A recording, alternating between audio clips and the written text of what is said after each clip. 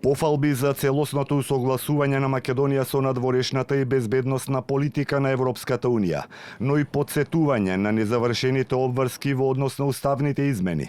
Ова вклучително и потребата од напредок во владењето на правото се клучните наоди од извештајот на Европската комисија за напредокот на земјава објавен попладнево. Во заклучоците од документот се нотира и потребата за доследно спроведување на договорите со соседите. Не се направени обиди за усвојување на релевантните уставни измени, наведени во заклучоците на Советот од 18 јули 2022 година, кои земјата се обврза да ги започне и постигне, со цел да се обезбеди дека уставот ги опфаќа граѓаните кои живеат во границите на државата и кои се дел од други народи, како што се бугарите.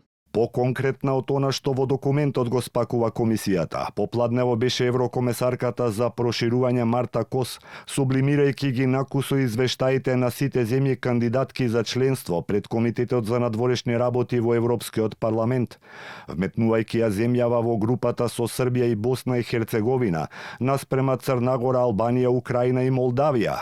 Кос порача дека земјава не направила решителни чекори за напредок. North Macedonia, as I have said, kept full alignment with the CFSP, and the technical work on the roadmaps and the action plan linked to Cluster 1 continued, but the country has not taken decisive steps to advance in the accession negotiations process over the last year. It has to amend the constitution according to the Council conclusions from 2022 to advance on its EU path. Во извештајот се посочува и дека властите продолжиле да работат на реформските патокази во областите на владење на правото, јавната администрација и демократските институции, како и на акцијскиот план за заштита на малцинствата. Но повторно се нагласува потребата од натамошен напредок во сферата на судството и борбата со корупцијата, каде како што се наведува нема никаков напредок. Во контекст на корупцијата се наведува и трагедијата во Кочани.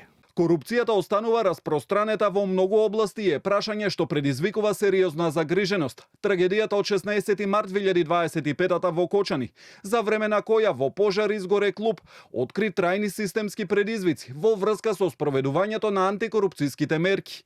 Превентивните мерки и ефикасното потиснување на корупцијата треба да се подобрат.